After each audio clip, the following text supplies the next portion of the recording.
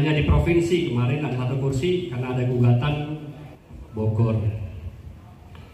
Itu yang pertama. Dan yang kedua, dalam Pilpres hasil exit poll survei setelah pasca orang memilih, kader Golkar yang memilih Prabowo Gibran Raka Buming Raka itu 78% jumlahnya. Jadi kami laporkan Pak Gubernur bahwa hasil exit poll, kami melakukan exit poll. Jadi penelitian setelah memilih di TPS, kader Golkar yang memilih Bapak Prabowo Subianto dan Gibran Raka Buming Raka itu adalah 78%.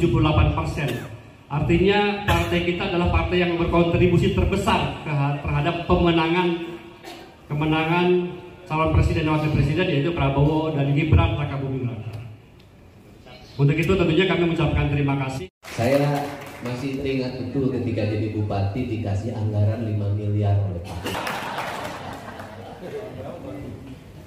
Ini juga legend, ada yang jadi ketua DPRD Kabupaten, Teh Meti ya, legend luar biasa. Bendahara jadi ketua DPRD Kabupaten, memuji pemimpin setinggi langit tanpa bekerja. Kenapa? Karena memuji pemimpin setinggi langit tanpa bekerja, sesungguhnya kita sedang menjerumuskannya. Maka kembali pada Soksi, saya pengagum tulisannya dari Jenderal Soksi kita, Pak Soehardi. Apa sih Soksi itu? Soksi itu sintesa dari sebuah pergulatan berpikir tentang ekonomi. Apakah ekonomi kita kapitalis? Apakah ekonomi kita komunis? Bagaimana pendekatan antara buruh dengan majikan? Apakah pendekatan kapitalisme atau pendekatan komunisme? Maka Soksi itu tumbuh menginternalisasi seluruh nilai-nilai gagasan tentang Pancasila dalam hubungan industrial, dalam hubungan perkebunan pada waktu itu. Di era sekarang, apakah pikiran itu relevan? Ya relevan. Karena relevan itu harus ditumbuhkan dalam gagasan-gagasan lokal, gagasan-gagasan yang bersifat garis leluhur dalam bahasa saya. Sesungguhnya tantangan politik saya yang terbesar hari ini adalah bukan memperjuangkan popularitas saya dari dulu, bukan memperjuangkan elektabilitas. Kayak kalau popularitas dan elektabilitas sejak zaman Bupati saya selalu tinggi. Tetapi apa sih yang lagi saya arungi, lagi saya perjuangkan, dan kenapa ada badai yang terus menerpa? Karena saya lagi memperjuangkan tentang entitas, pikiran, ideologi, harkat, martabat orang Sunda. Ya, ini memenuhi undangan ya dari Depidar Soksi Provinsi Jawa Barat melakukan konsolidasi pemenangan pemilihan khususnya. Ya, teman-teman Soksi ingin raihan target 80% bisa tercapai melalui konsolidasi organisasi dan penggalangan di wilayah basis daerahnya masing-masing. Jelang sebulan nih menuju hari tenang gitu ya Pak ya. Untuk mencapai suara 80% ada strategi khusus mungkin? Ya gini, kan eranya sudah satu era digital. Era digital kan kita bisa tahu bagaimana perkembangan media sosial dalam setiap hari.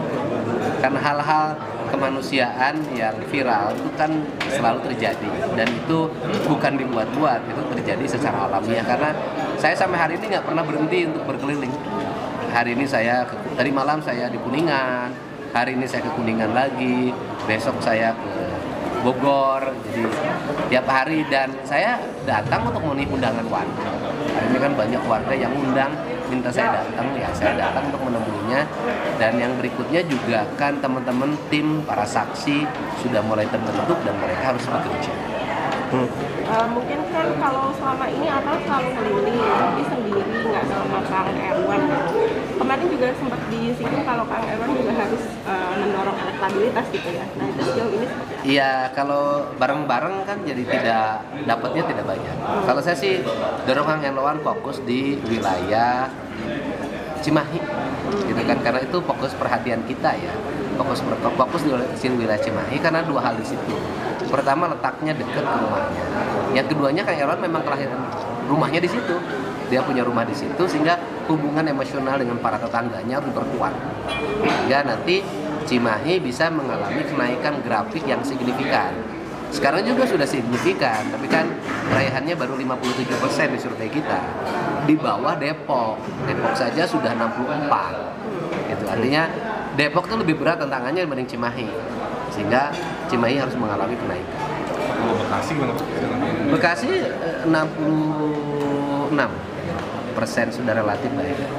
Relatif baik, kemudian Bandung Barat 80% relatif baik. Ya sudah, trennya malah naik dalam setiap hari.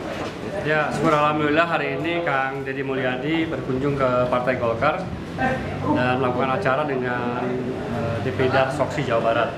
Soksi adalah salah satu ormas pendiri Partai Golkar selain Kosgoro 1957 dan MKGR. Jadi tentunya peran Soksi, kontribusi Soksi nanti pada Pilkada 2024 di bulan November nanti sangat penting dan strategis. Untuk itulah Kang Deddy Mulyadi hadir ya untuk mengingatkan kembali teman-teman baik Partai Golkar secara umum maupun kader-kader Soksi untuk terus bekerja, jangan terlena oleh hasil survei. Walaupun hari ini jika pemilu diadakan hari ini survei kita sudah 75,7, cukup terpaut jauh dengan kompetitor yang lain, tapi Kang Deddy mengingatkan untuk terus bekerja, untuk terus turun ke masyarakat, menyapa rakyat, membantu kesulitan masyarakat. Karena Kang Deddy tadi yang perlu digarisbawahi menyampaikan kita bukan hanya sekedar ingin mencari kemenangan, tapi juga ingin membantu semua kesulitan masyarakat Jawa Barat. Terima kasih. Pak, tadi juga disinggung soal memecahkan rekor. Kondisi sekarang gimana Pak dengan target? Ya, terkait dengan pemecahan rekor itu bukan hal yang tidak mungkin ya, kecuali jika salah satu paslon di satu daerah dalam pilkada melawan kota kosong. Ini kan kita melawan 3 kompetitor yang lainnya. Kita akan tunjukkan bahwa yang diraih Kang Deddy bisa maksimal, terpaut jauh dengan paslon-paslon yang lainnya. Bisa jadi itu nanti ketika capaiannya sangat tinggi, bukan tidak mungkin itu mencatatkan rekor bahwa dalam sebuah kontestasi pilkada yang diikuti 4 pasang, raihan persentase bisa tertinggi. Itu bukan tidak mungkin. Targetnya mungkin di berapa? Kalau kita sementara ini kan, kalau kemarin 80% itu sudah tercapai. Kemarin turun menjadi 77,81. Ya, saya pikir 80% itu hal yang angka yang rasional.